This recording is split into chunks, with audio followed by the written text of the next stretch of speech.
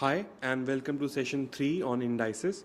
So far we have looked at what is the meaning of indices and how to use powers, and then we have looked at a few rules or a couple of rules. The rule of addition of powers when the base is same and the numbers are being multiplied, and the rule of subtraction of powers when the base is same and the numbers are being divided. At the end of last session we kind of got into that any number raised to 0 is equal to 1. So that is our next rule, that n raised to 0, n could be anything, that whenever a number is raised to 0, whenever the power is 0, the result is going to be 1.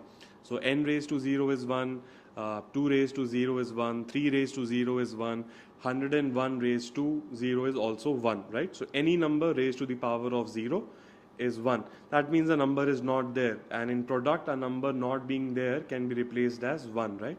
We looked at this proof earlier, or how to basically get to this idea of a number raised to being 0, 1.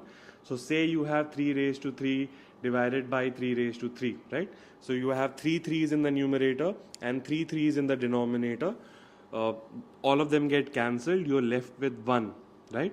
So the result of this calculation is 1, and you also know 3 raised to 3 divided by 3 raised to 3 according to the rule number 2 should be 3 raised to 3 minus 3, which is 3 raised to 0, right? So from this you can connect that 3 raised to 0 is 1. You can run the same proof for any number, right? So any number raised to 0 will give you 1. Let's try one more example, and from the example we'll come to the law and the law regarding negative indices. So the example is that say in the numerator there is 3 raised to 3 and in the denominator there is 3 raised to 5, or 3 raised to 3 is being divided by 3 raised to 5. What is going to happen, right? This is different because the number of 3's in the numerator is lower than the number of 3's in the denominator.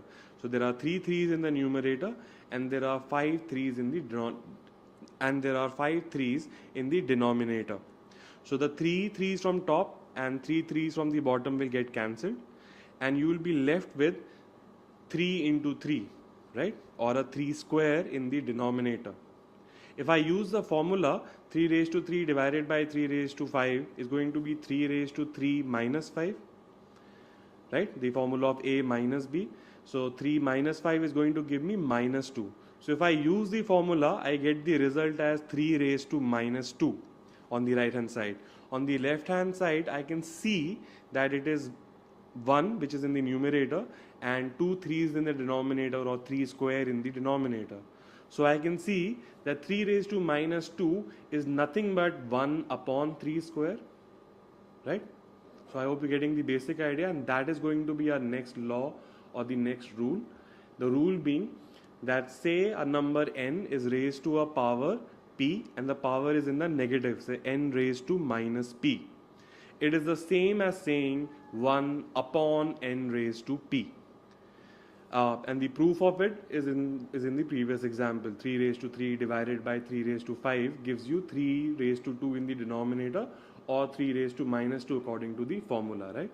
So say, because it's a new idea maybe, so say we take a few more examples. 5 raised to minus 3, what does it mean? It means 1 upon 5 raised to 3. Another way of looking at it quickly is 1, if you remember, can be rewritten as 5 raised to 0. 1 can be rewritten as any number raised to 0, right? So in this case, let me rewrite or rethink of it as 5 raised to 0, and then it becomes 5 raised to 0 divided by 5 raised to 3. That means 5 raised to 0 minus 3 using our law number 2, which means 5 raised to minus 3, right? So more examples like that. Practice this idea. 7 raised to minus 5 is equal to 1 upon 7 raised to 5. Once again, same idea. Instead of 1, you can think of it as 7 raised to 0. So 7 raised to 0 divided by 7 raised to 5 gives you 7 raised to 0 minus 5, which means 7 raised to minus 5, right? Or the negative indice. Okay, moving towards the last law or the last basic idea of how to use indices. Say you have 7 raised to 5 inside of the bracket and a power of 3 outside. So what would happen in this case? So a very common idea in mathematics is the use of symbols or abstraction to make your life easy. So instead of 7 raised to 5, can I replace it with a symbol? Let me call it y, let's say, okay? So instead of 7 raised to 5, I will write y. Now my thought is very clear, right? This is nothing but y raised to 3, right? Or it means y into y into y. So let me rewrite it like that. Y raised to 3 means y into y into y. And I know what y is. I know what y is hiding, what y is referring to. Y is referring to 7 raised to 5. That means y into y into y becomes 7 raised to 5 into 7 raised to 5 into 7 raised to 5. Or 7 raised to 5 plus 5 plus 5.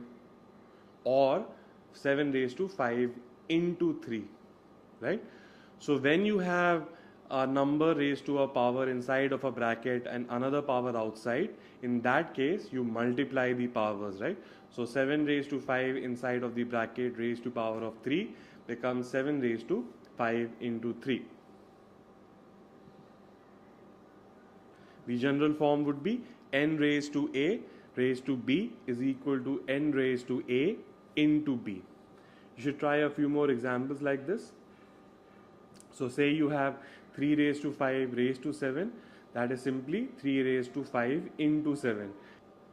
7 raised to 9, again raised to 9, 7 raised to 9 into 9, 7 raised to 81. Okay, the last law being when there are two different bases, say n and m, right? And both of them are inside a bracket and raised to a, my result is going to be n raised to a into m raised to a. How do we come to that result? Let's try it out with an example. Say you have 2 into 3 raised to the power of 5. So instead of 2 into 3, can I put a symbol of Q or P or Z or something there? So it becomes Z into Z into Z 5 times. That means 2 into 3, 2 into 3, 2 into 3, 2 into 3, 5 times, right? So I'll write it out like that. And then I will separate out the 2's and 3's. So I see how many 2's are there. There are 5 2's. And how many 3's are there? There are 5 3's, right? So finally I get the idea that it is nothing but the same as 2 raised to 5 into 3 raised to 5, right?